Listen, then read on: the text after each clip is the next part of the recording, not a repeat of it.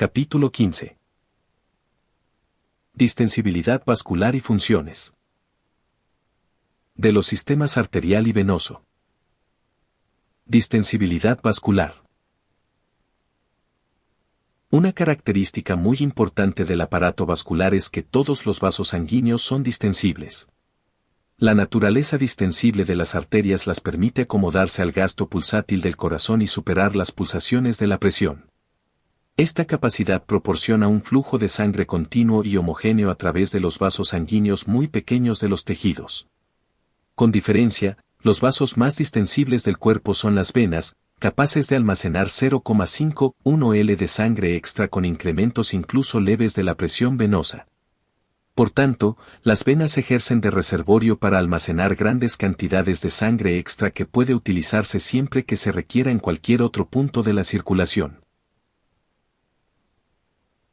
Unidades de distensibilidad vascular. La distensibilidad vascular se expresa como el incremento fraccionado del volumen por cada milímetro de mercurio que aumenta la presión, según la fórmula. Es decir, si 1 mmHg provoca el aumento de volumen de 1 mililitro en un vaso que originalmente contenía 10 milímetros de sangre, la distensibilidad sería de 0,1 por mmHg o del 10% por mmHg.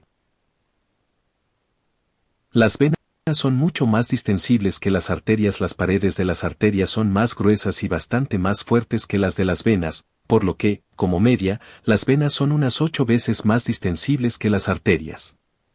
Es decir, un incremento dado de la presión provoca un incremento de sangre 8 veces mayor en una vena que en una arteria de tamaño comparable.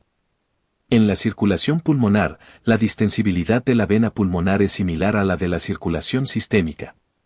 Sin embargo, las arterias pulmonares normalmente actúan con presiones que son aproximadamente la sexta parte de las que funcionan en el sistema arterial sistémico y su distensibilidad es, por tanto, unas 6 veces mayor que la de las arterias sistémicas. Compliancia vascular o capacitancia vascular. En los estudios hemodinámicos es mucho más importante conocer la cantidad total de sangre que se puede almacenar en una porción dada de la circulación por cada milímetro de mercurio que aumente la presión que conocer la distensibilidad de cada vaso en particular. Este valor se conoce como compliancia o capacitancia del lecho vascular respectivo, es decir, compliancia y distensibilidad son dos conceptos muy diferentes. Un vaso muy distensible que tiene un volumen pequeño puede tener una compliancia mucho menor que un vaso mucho menos distensible que tenga un volumen grande, porque compliancia es igual a distensibilidad por volumen. La compliancia de una vena sistémica es 24 veces mayor que la de su arteria correspondiente porque es 8 veces más distensible y tiene un volumen 3 veces mayor, 8 por 3 igual a 24. Curvas de volumen-presión de las circulaciones arterial y venosa. La curva de volumen-presión es una forma cómoda de expresar la relación presión-volumen en un vaso o en cualquier porción de la circulación. Las curvas trazadas con líneas continuas en rojo y azul de la figura 15:1 representan, respectivamente, las curvas de volumen-presión del sistema arterial y sistema venoso sistémico normal, demostrando que cuando el sistema arterial de un adulto normal, con todas sus arterias grandes, pequeñas y arteriolas, se llena con 700 mililitros de sangre, la presión arterial media es de 100 mmHg, pero la presión cae a cero cuando se llena con solo 400 mililitros. Figura 15:1 curvas de volumen-presión de los sistemas arterial y venoso, que muestran los efectos de la estimulación o inhibición de los nervios simpáticos del sistema circulatorio.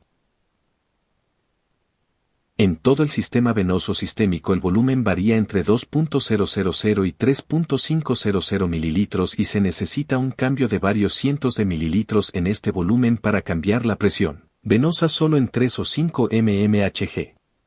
Esta exigencia explica por qué se puede transfundir hasta medio litro de sangre a una persona sana en unos minutos sin alterar mucho la función de la circulación. Efecto de la estimulación o de la inhibición simpática sobre las relaciones volumen-presión en los sistemas arterial y venoso. En la figura 15a1 se muestran los efectos en las curvas volumen-presión cuando los nervios simpáticos vasculares son excitados o inhibidos. Es evidente que el aumento del tono del músculo liso vascular provocado por la estimulación simpática aumenta la presión en cada volumen de arterias o venas, mientras que la inhibición simpática lo disminuye. Este control de los vasos por los nervios simpáticos es muy importante para disminuir las dimensiones de un segmento de la circulación, transfiriendo la sangre a otros segmentos.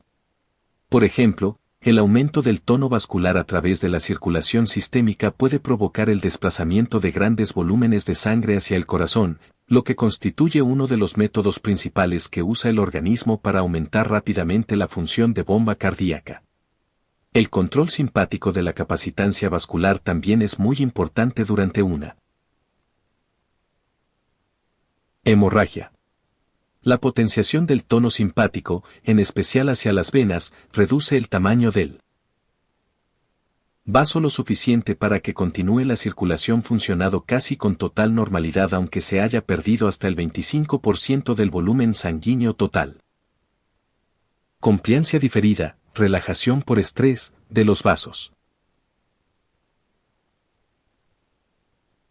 El término, compliancia diferida, se refiere al hecho de que un vaso expuesto a un aumento de volumen primero muestra un gran incremento de la presión, pero progresivamente se va produciendo un estiramiento diferido del músculo liso en la pared de los vasos que permite que la presión vuelva a la normalidad en un periodo de minutos u horas, como se muestra en la figura 15a2, donde la presión se registra en un segmento pequeño de la vena ocluido en ambos extremos.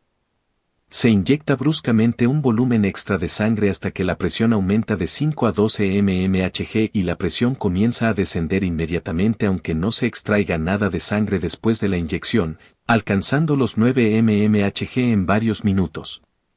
En otras palabras, el volumen de sangre inyectado provoca la distensión elástica inmediata de la vena, pero después las fibras musculares lisas comienzan a arrastrarse hasta longitudes mayores y sus tensiones van disminuyendo en consecuencia. Este efecto es una característica de todo el tejido muscular liso y se conoce como relajación por estrés, como se explica en el capítulo 8. Figura 15a2 efecto de la presión intravascular de la inyección de un volumen de sangre en el segmento venoso y extracción posterior del exceso de sangre, demostrando el principio de la compliancia diferida. La compliancia diferida es un mecanismo de gran valor por el cual la circulación puede acomodarse a cantidades de sangre mayores cuando es necesario, como sucede después de una transfusión importante. La compliancia diferida en la dirección contraria es una de las formas en las que la circulación se ajusta automáticamente a sí misma en un periodo de minutos u horas a la disminución de la volemia después de una hemorragia grave. Pulsaciones de la presión arterial. Una oleada de sangre llena las arterias con cada latido cardíaco. Si no fuera por la distensibilidad del sistema arterial, toda esta sangre nueva tendría que fluir a través de los vasos sanguíneos periféricos casi instantáneamente, solo en la sístole cardíaca, y no se produciría flujo durante la diástole. No obstante, la compliancia del árbol arterial reduce las pulsaciones de la presión hasta que prácticamente desaparecen en el momento en que la sangre alcanza los capilares, por lo que el flujo sanguíneo tisular es principalmente continuo con un escaso carácter pulsátil. En la figura 15a3 se muestran las pulsaciones de la presión en la raíz de la aorta.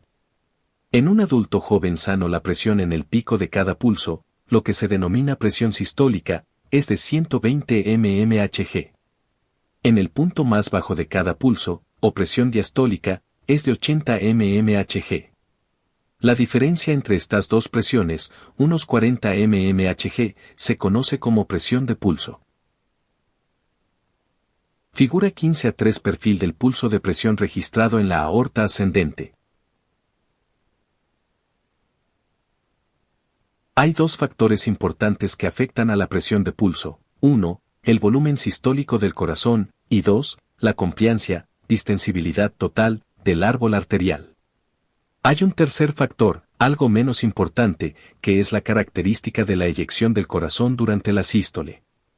En general, cuanto mayor sea el volumen sistólico, más cantidad de sangre deberá acomodarse en el árbol arterial con cada latido y, por tanto, mayores serán el aumento y el descenso de la presión durante la diástole y la sístole, con lo que la presión de pulso será mayor. Por el contrario, cuanto menor sea la compliancia del sistema arterial, mayor será el aumento de la presión para un volumen sistólico dado que se bombea hacia las arterias. Por ejemplo, como se demuestra en la zona central de las curvas de la parte superior de la figura 15a4, el pulso y la presión en los ancianos aumentan hasta el doble de lo normal porque las arterias se han endurecido con la arteriosclerosis y son relativamente poco distensibles. Figura 15a4 cambios del perfil de la presión aórtica en la arteriosclerosis, estenosis aórtica, conducto arterioso permeable e insuficiencia aórtica. En efecto, la presión de pulso está determinada por la relación entre el gasto cardíaco y la compliancia del árbol arterial. Cualquier situación de la circulación que afecta a uno de estos dos factores también afecta a la presión de pulso. Perfiles anormales de la presión de pulso. Algunas situaciones fisiopatológicas de la circulación provocan perfiles anormales de la onda de pulso de presión, además de alterar la presión de pulso. Entre ellas, son particularmente importantes la estenosis aórtica, el conducto arterioso permeable y la insuficiencia aórtica, cada uno de los cuales se muestra en la figura 15a4. En personas con estenosis valvular aórtica el diámetro de apertura de esta válvula está significativamente reducido y la presión de pulso aórtica disminuye también significativamente porque disminuye el flujo sanguíneo que sale por la válvula estenótica. En personas con conducto arterioso permeable, la mitad o más de la sangre que bombea el ventrículo izquierdo hacia la aorta fluye inmediatamente hacia atrás a través del conducto muy abierto hacia la arteria pulmonar y los vasos sanguíneos pulmonares, con lo que se produce un gran descenso de la presión diastólica antes del siguiente latido cardíaco. En casos de insuficiencia aórtica esta válvula está ausente o no se cierra por completo, por lo que después de cada latido la sangre que se acaba de bombear hacia la aorta fluye inmediatamente hacia atrás, hacia el ventrículo izquierdo. En consecuencia, la presión aórtica cae hasta cero entre los latidos y además no se produce la escotadura del perfil del pulso aórtico, porque no hay ninguna válvula aórtica que cerrar. Transmisión de los pulsos de presión hacia las arterias periféricas. Cuando el corazón expulsa la sangre hacia la aorta durante la sístole, primero se distiende solo la porción proximal de la aorta porque la inercia de la sangre impide el movimiento brusco de la sangre hacia la periferia. No obstante, el aumento de la presión en la aorta proximal supera rápidamente esta inercia y el frente de onda de distensión se va extendiendo a lo largo de la aorta, como se ve en la figura 15a5. Este fenómeno se conoce como transmisión del pulso de presión en las arterias. Figura 15a5 etapas progresivas de la transmisión del impulso de presión a lo largo de la aorta. La velocidad de la transmisión del pulso de la presión en la aorta normal es de 3 a 5 m/s, de 7 a 10 metros por segundo en las ramas arteriales grandes y de 15 a 35 m/s en las pequeñas arterias. En general, cuanto mayor sea la compliancia de cada segmento vascular, más lenta será la velocidad, lo que explica la transmisión lenta en la aorta y mucho más rápida en las arterias distales pequeñas, mucho menos distensibles. En la aorta, la velocidad de transmisión del impulso de la presión es 15 veces mayor, o más, que la velocidad del flujo sanguíneo porque el impulso de la presión simplemente es una onda de presión que se desplaza con un escaso movimiento anterógrado del volumen de sangre total. Los pulsos de presión se amortiguan en las arterias más pequeñas, arteriolas y capilares. En la figura 15a6 se muestran los cambios típicos del perfil del pulso de presión a medida que se va desplazando hacia los vasos periféricos. Obsérvese en las tres curvas inferiores que la intensidad de las pulsaciones va siendo progresivamente menor en las arterias más pequeñas, en las arteriolas y, en especial, en los capilares. De hecho, solo se pueden observar pulsaciones en los capilares cuando la pulsación aórtica es muy grande o cuando las arteriolas están muy dilatadas. Figura 15 a 6 cambios del perfil del impulso de presión a medida que la onda del pulso viaja hacia vasos más pequeños.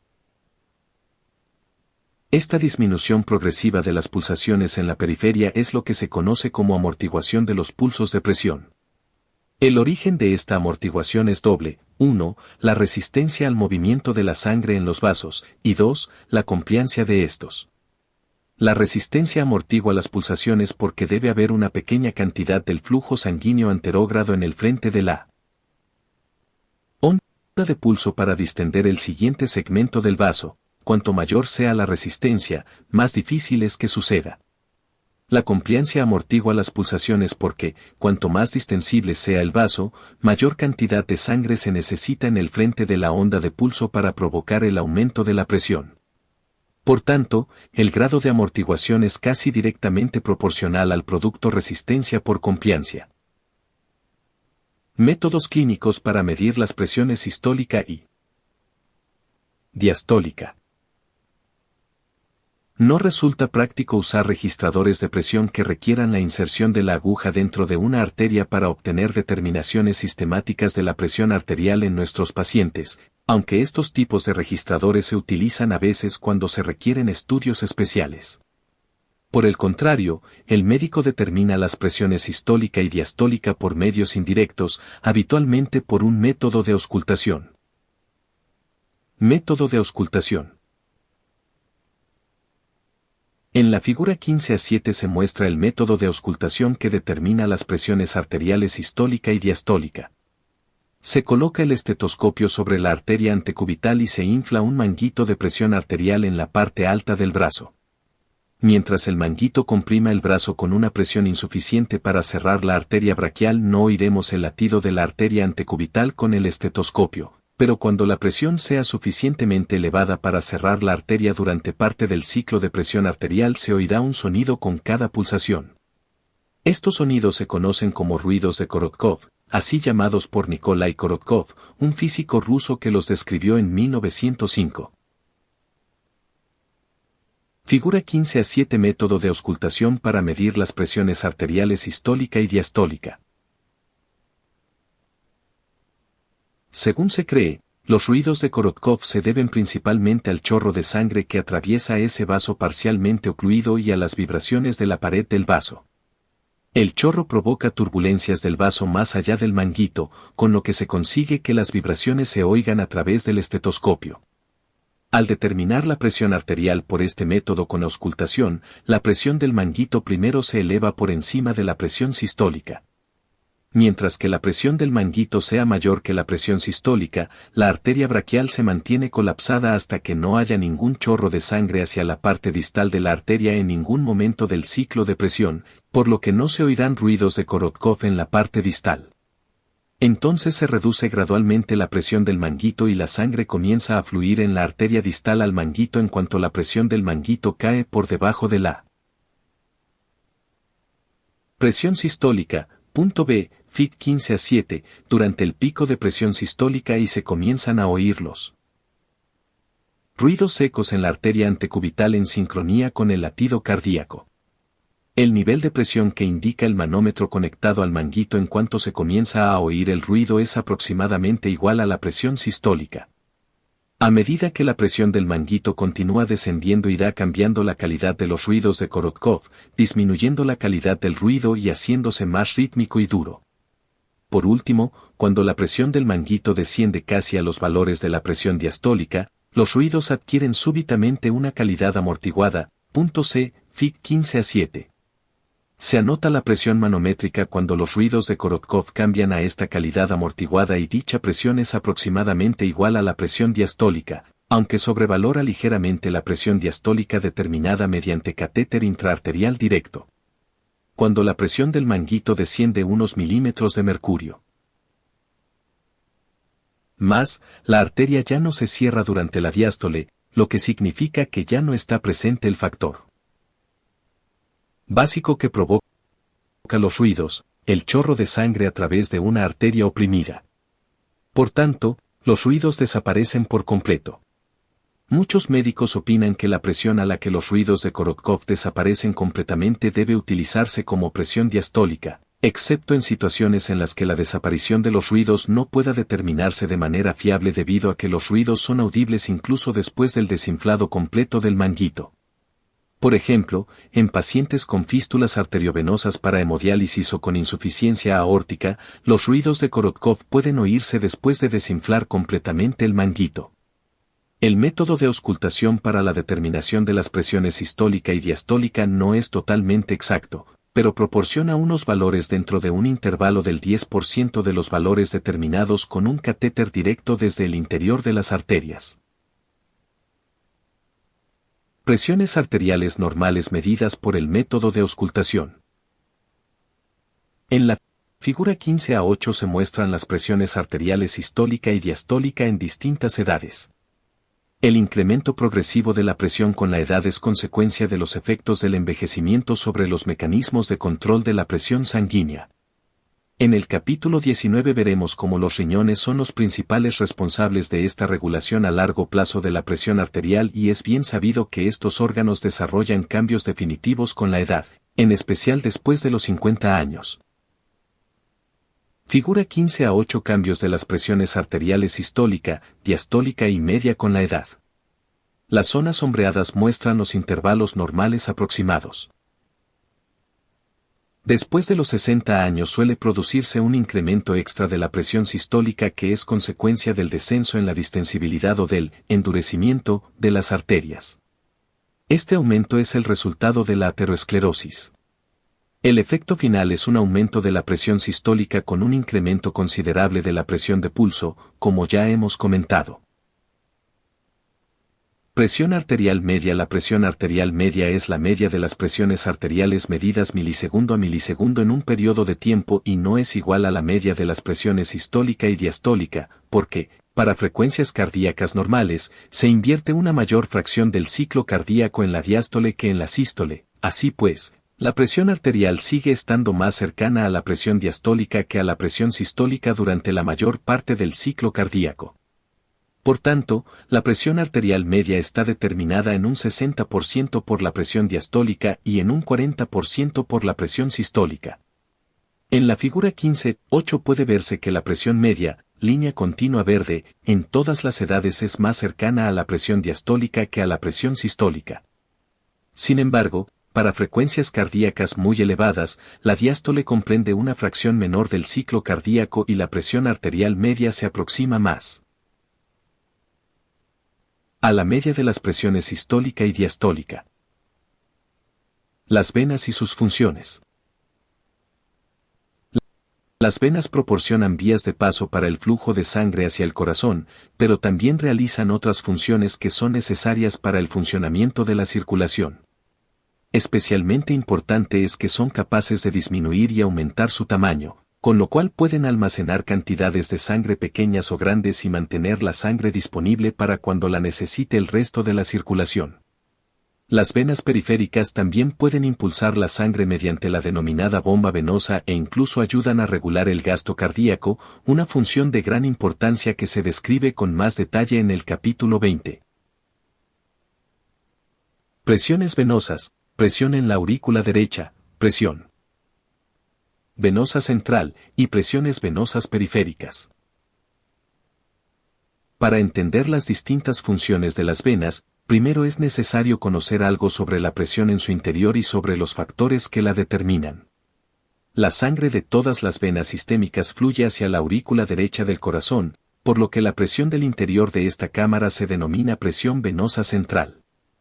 La presión en la aurícula derecha está regulada por el equilibrio entre 1. La capacidad del corazón de bombear la sangre hacia el exterior de la aurícula y el ventrículo derechos hacia los pulmones, y 2. La tendencia de la sangre a fluir desde las venas periféricas hacia la aurícula derecha. Si el corazón derecho bombea con fuerza, la presión en la aurícula derecha disminuye, mientras que, por el contrario, la presión aumenta si el corazón derecho es más débil. Además, cualquier efecto que cause una entrada rápida de sangre en la aurícula derecha desde las venas periféricas eleva la presión en la aurícula derecha. Algunos de estos factores que aumentan este retorno venoso, y, por tanto, aumentan la presión en la aurícula derecha, son 1. Aumento del volumen de sangre, 2. Aumento del tono de los grandes vasos en todo el organismo, con el incremento resultante de las presiones venosas periféricas, y 3. Dilatación de las arteriolas, lo que disminuye la resistencia periférica y permite que el flujo de sangre entre las arterias y las venas sea más rápido. Los mismos factores que regulan la presión en la aurícula derecha también contribuyen a la regulación de gasto cardíaco porque la cantidad de sangre que bombea el corazón depende de la capacidad del corazón de bombear la sangre y de la tendencia de ésta a entrar en el corazón desde los vasos periféricos. Por tanto, comentaremos la regulación de la presión en la aurícula derecha con mayor detalle en el capítulo 20 en relación con la regulación del gasto cardíaco. La presión normal en la aurícula derecha es de 0 mmHg, que es igual a la presión atmosférica en todo el organismo. Puede aumentar hasta 20 o 30 mmHg en condiciones muy anormales como 1. Insuficiencia cardíaca grave, o 2. Después de una transfusión masiva de sangre, lo que aumenta en gran medida el volumen total de sangre y hace que cantidades excesivas de sangre intenten llegar al corazón desde los vasos periféricos. El límite inferior de la presión en la aurícula derecha es de 3 a 5 mmHg, por debajo de la presión atmosférica. Esta también es la presión en la cavidad torácica alrededor del corazón. La presión en la aurícula derecha se acerca a estos dos valores cuando el corazón bombea con un vigor excepcional o cuando hay un gran descenso del flujo sanguíneo que entra en el corazón desde los vasos periféricos, como sucede después de una hemorragia grave. Resistencia venosa y presión venosa periférica. Las venas grandes ejercen tan poca resistencia al flujo sanguíneo cuando están distendidas que la resistencia es casi cero, y prácticamente no tiene importancia. No obstante, como se muestra en la figura 15-9, la mayoría de las venas grandes que entran en el tórax están comprimidas en muchos puntos por los tejidos circundantes, lo que supone un obstáculo al flujo. Por ejemplo, las venas de los brazos se comprimen en las angulaciones bruscas que forman sobre la primera costilla. Además, la presión de las venas del cuello a menudo desciende tanto que la presión atmosférica que hay en el exterior del cuello provoca su colapso. Por último, las venas que recorren el abdomen a menudo están comprimidas por distintos órganos y por la presión intraabdominal, por lo que habitualmente están al menos parcialmente colapsadas en un estado ovoide o en forma de hendidura. Por estos motivos, las grandes venas ofrecen la misma resistencia al flujo sanguíneo y, debido a ello, la presión de las venas pequeñas más periféricas en una persona que está en posición de cúbito es entre más 4 y más 6 mmHg mayor que la presión en la aurícula derecha. Figura 15-9 puntos de compresión en los que tiende a producirse el colapso de las venas que entran en el tórax. Efecto de la presión elevada en la aurícula derecha sobre la presión venosa periférica. Cuando la presión en la aurícula derecha aumenta por encima de su valor normal de 0 mmHg, la sangre comienza a volver a las venas grandes. Este retorno de la sangre aumenta el tamaño de estas últimas e incluso los puntos de colapso se abren cuando la presión en la aurícula derecha aumenta por encima de más 4 a más 6 mmHg. Entonces, como la presión en la aurícula derecha sigue aumentando, se produce el aumento correspondiente de la presión venosa periférica en las extremidades y en todo el cuerpo. Como el corazón debe estar muy debilitado para que la presión en la aurícula derecha aumente hasta más 4 o más 6 mmHg, suele encontrarse una presión venosa periférica que no está elevada incluso en etapas iniciales de insuficiencia cardíaca siempre y cuando la persona se encuentre en reposo. Efecto de la presión intraabdominal sobre las presiones venosas de las piernas. La presión de la cavidad abdominal de una persona en decúbito normalmente alcanza una media de más 6 mmHg, pero puede aumentar hasta más 15 o más 30 mmHg como consecuencia del embarazo, de tumores grandes, de obesidad abdominal o de la presencia de líquido excesivo, lo que se conoce como ascitis en la cavidad abdominal. Cuando la presión intraabdominal aumenta, La presión de las venas de las piernas debe incrementarse por encima de la presión abdominal antes de que las venas abdominales se abran y permitan el paso de la sangre desde las piernas al corazón.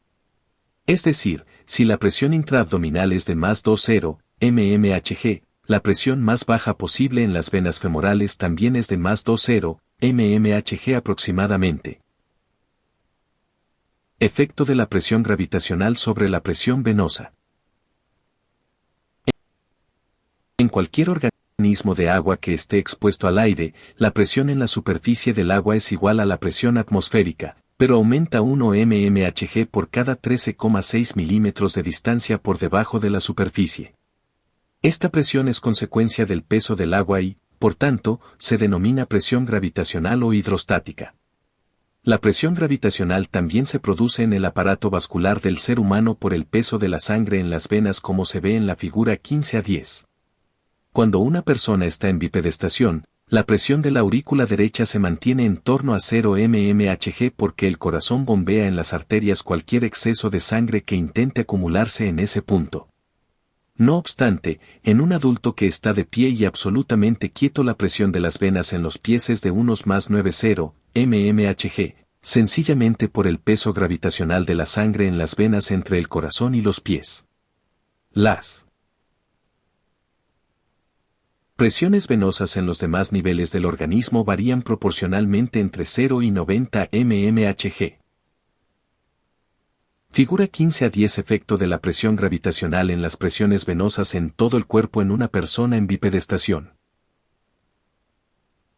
En las venas de los brazos la presión a nivel de la costilla superior es de más 6 mmHg por la compresión de la vena subclavia cuando pasa por encima de ella, pero la presión gravitacional al bajar por el brazo está determinada por la distancia que hay por debajo de esta costilla, es decir, si la diferencia gravitacional entre el nivel de la costilla y la mano es de más 2,9 mmHg, esta presión gravitacional se suma a los más 6 mmHg de presión provocados por la compresión de la vena cuando atraviesa la costilla, con lo que obtenemos un total de más 3,5 mmHg de presión en las venas de la mano.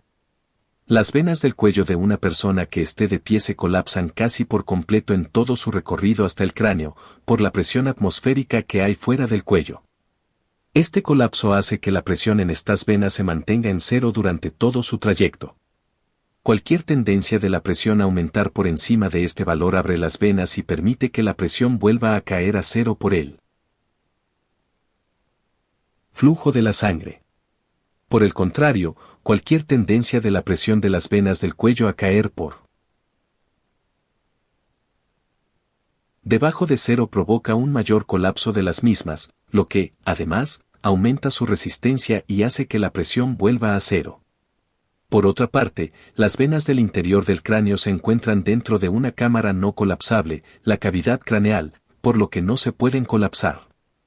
En consecuencia, puede haber una presión negativa en los senos de la dura de la cabeza. En bipedestación la presión venosa del seno sagital de la parte superior del cráneo es de 10 mmHg, por la aspiración hidrostática que existe entre la parte superior y la base del cráneo. Por tanto, si se abre el seno sagital durante una intervención quirúrgica se puede aspirar aire inmediatamente hacia el sistema venoso, el aire puede llegar incluso a segmentos inferiores, provocando una embolia gaseosa en el corazón e incluso la muerte. Efecto del factor gravitacional sobre la presión arterial y otras presiones. El factor gravitacional también afecta a las presiones de las arterias periféricas y los capilares. Por ejemplo, una persona en bipedestación que tiene una presión arterial media de 100 mmHg a la altura del corazón tiene una presión arterial en los pies en torno a 190 mmHg. Por tanto, cuando se afirma que la presión arterial es de 100 mmHg, se está diciendo que esta es la presión a nivel gravitacional del corazón, pero no necesariamente en otra parte del territorio arterial. Válvulas venosas y bomba venosa, efecto sobre la presión venosa. Si no hubiera válvulas en las venas, el efecto de la presión gravitacional haría que la presión venosa de los pies fuera siempre de más 90 mmHg en un adulto en bipedestación. No obstante, cada vez que se mueven las piernas, se tensan los músculos y se comprimen las venas de los músculos y de los territorios adyacentes, lo que empuja la sangre fuera de ese territorio venoso. Sin embargo, las válvulas de las venas, como se muestran en la figura 15 a 11, están distribuidas de tal forma que la dirección del flujo sanguíneo venoso solo puede ir hacia el corazón. En consecuencia, cada vez que una persona mueve las piernas, o incluso cuando solo tensa los músculos de estas, se empuja una determinada cantidad de sangre venosa hacia el corazón. Este sistema de bombeo se conoce como bomba venosa o bomba muscular y su eficiencia basta para que, en circunstancias normales, la presión venosa de los pies de un adulto que camina se mantenga por debajo de más 2,0 mmHg. Figura 15 a 11 válvulas venosas de la pierna. Si una persona se mantuviera en una bipedestación perfecta, la bomba venosa no funcionaría y la presión venosa de las piernas aumentaría hasta su valor gravitacional máximo de 90 mmHg en unos 30 s. La presión de los capilares también aumentaría mucho, provocando una pérdida de fluido desde el sistema circulatorio hacia los espacios tisulares. En consecuencia, las piernas se inflamarían y el volumen de sangre disminuiría. En realidad, se puede perder de un 10 a un 20% del volumen desde el sistema circulatorio en 15 a 30 minutos de bipedestación en inmovilidad total, lo que puede provocar un desfallecimiento, como sucede cuando un soldado está en posición de firmes. Esta situación se puede evitar simplemente con la flexión periódica de los músculos de las piernas y una ligera flexión de las rodillas, con lo cual se facilita el bombeo venoso. La incompetencia de la válvula venosa provoca las venas varicosas. Las válvulas del sistema venoso pueden volverse incompetentes o incluso llegan a destruirse, con frecuencia cuando las venas han sido objeto de un sobreestiramiento debido a una presión venosa excesiva que se ha mantenido durante semanas o meses, como sucede en el embarazo o cuando se está de pie la mayoría del tiempo. El estiramiento de las venas aumenta su superficie transversal, pero las valvas de las válvulas no aumentan de tamaño, por lo que ya no se pueden cerrar completamente. Cuando se produce esta falta de cierre completo, la presión de las venas de las piernas aumenta en gran medida por el fracaso de la bomba venosa, lo que además aumenta el tamaño de las venas y, finalmente, destruye completamente todas las válvulas. Es decir, la persona desarrolla venas varicosas, que se caracterizan por protrusiones bulbosas de gran tamaño de las venas situadas debajo de la piel por toda la pierna, en particular en su parte inferior. Siempre que una persona con venas varicosas se mantiene de pie durante más de unos minutos, sus presiones venosa y capilar serán muy altas y se provocará la pérdida de líquidos desde los capilares, con edema constante de las piernas. A su vez, este edema impide la difusión adecuada de los materiales nutrientes desde los capilares a las células musculares y cutáneas, por lo que los músculos se vuelven dolorosos y débiles y la piel puede llegar a gangrenarse y ulcerarse. El mejor tratamiento de esta situación es mantener elevadas las piernas de forma continuada como mínimo hasta la altura del corazón. Las medias elásticas o las medias largas de compresión también pueden prevenir el edema y sus secuelas. Estimación clínica de la presión venosa. La presión venosa puede estimarse observando simplemente el grado de distensión de las venas periféricas, en especial de las venas del cuello. Por ejemplo, en sedestación las venas del cuello nunca deben estar distendidas en una persona tranquila y en reposo, pero cuando la presión de la aurícula derecha aumenta hasta más 1,0 mmHg, las venas de la parte inferior del cuello comienzan a protruir y todas las venas del cuello están distendidas cuando la presión auricular es de más 1,5 mmHg. Determinación directa de la presión venosa y de la presión en la aurícula derecha. La presión venosa también se puede medir si, con cuidado, se introduce una aguja directamente en la vena y se conecta a un registrador de presión. El único medio que permite medir con exactitud la presión en la aurícula derecha consiste en insertar un catéter a través de las venas periféricas hasta esa cámara. Las presiones medidas a través de estos catéteres venosos centrales se utilizan a menudo en algunos pacientes cardíacos hospitalizados para permitir la evaluación constante de la capacidad de bomba del corazón. Nivel de referencia de la presión para medir la presión venosa y otras. Presiones circulatorias. Hasta este momento hemos hablado de que la presión medida en la aurícula derecha es de 0 mmHg y que la presión arterial es de 100 mmHg, pero no hemos hablado del nivel gravitacional del sistema circulatorio al cual se refiere esta presión. Hay un punto del sistema circulatorio en el que los factores de presión gravitacional provocados por los cambios de posición del cuerpo de una persona sana no afectan a la determinación de la presión en más de 1 a 2 mmHg en una medición realizada en la válvula tricúspide o cerca de ella, como se ve en el cruce de ejes de la figura 15 a 12. Por tanto, todas las determinaciones de la presión circulatoria que se comentan en este texto se refieren a ese nivel, que es lo que se conoce como nivel de referencia para la determinación de la presión. Figura 15 a 12. Punto de referencia para medir la presión circulatoria, situado cerca de la válvula tricúspide. La ausencia de efectos gravitacionales en la válvula tricúspide se debe a que el corazón previene automáticamente los cambios gravitacionales significativos de la presión en este punto de la siguiente forma. Si la presión en la válvula tricúspide aumenta poco por encima de lo normal, el ventrículo derecho se llena más de lo habitual, haciendo que el corazón bombee la sangre más rápidamente y, por tanto, disminuyendo la presión en la válvula tricúspide hasta el valor medio normal. Por el contrario, si la presión cae, el ventrículo derecho no puede llenarse adecuadamente, su capacidad de bombeo disminuye y la sangre crea un obstáculo en el sistema venoso hasta que la presión en la válvula tricúspide vuelve a aumentar a la normalidad. En otras palabras, el corazón actúa como un regulador de retroalimentación de presión en la válvula tricúspide. Cuando una persona está en decúbito prono, la válvula tricúspide se localiza casi exactamente al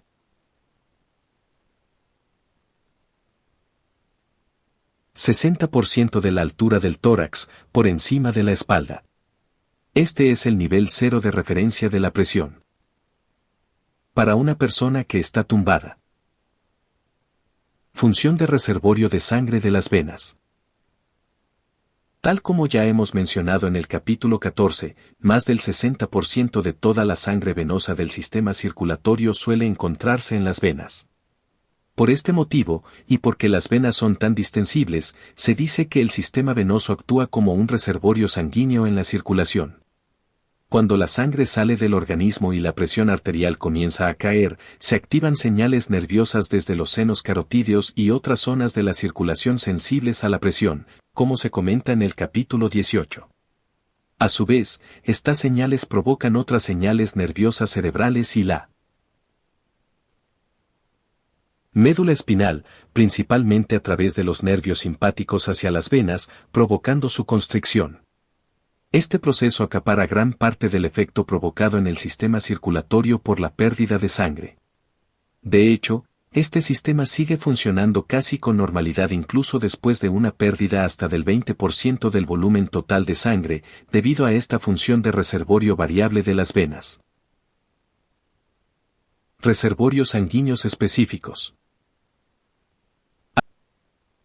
Algunas porciones del sistema circulatorio también son tan extensas o distensibles que se conocen como reservorios sanguíneos específicos.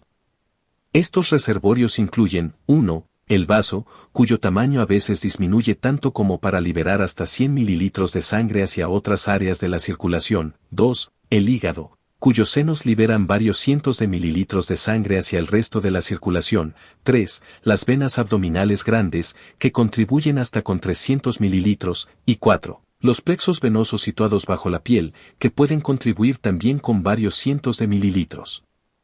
El corazón y los pulmones, aunque no forman parte del sistema de reservorio venoso sistémico, también pueden considerarse reservorios sanguíneos. Por ejemplo, el corazón disminuye de volumen durante la estimulación sistémica y, de este modo, contribuye con unos 50 a 100 mililitros de sangre, mientras que los pulmones contribuyen con otros 100 a 200 mililitros cuando las presiones pulmonares disminuyen hasta valores bajos. El vaso como reservorio para almacenar eritrocitos.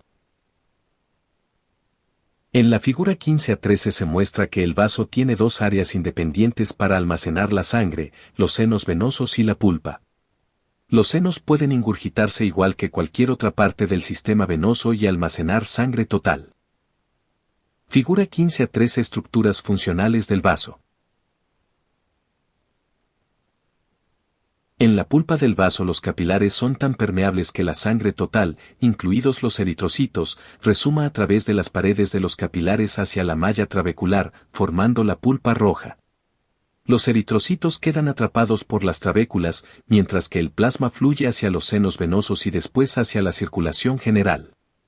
En consecuencia, la pulpa roja del vaso es un reservorio especial que contiene grandes cantidades de eritrocitos concentrados que pueden expulsarse a la circulación general siempre que el sistema nervioso simpático se excite y provoque que el vaso y sus vasos se contraigan. Se pueden liberar hasta 50 mililitros de eritrocitos concentrados hacia la circulación, elevando el hematócrito en un 1 a 2%. En otras zonas de la pulpa esplénica hay islotes de leucocitos que colectivamente se denominan pulpa blanca. En esta pulpa se fabrican células linfoides similares a las fabricadas en los ganglios. Linfáticos. Forma parte del sistema inmunitario del organismo, que se describe en el capítulo 35. Función de limpieza de la sangre en el vaso, eliminación de células viejas.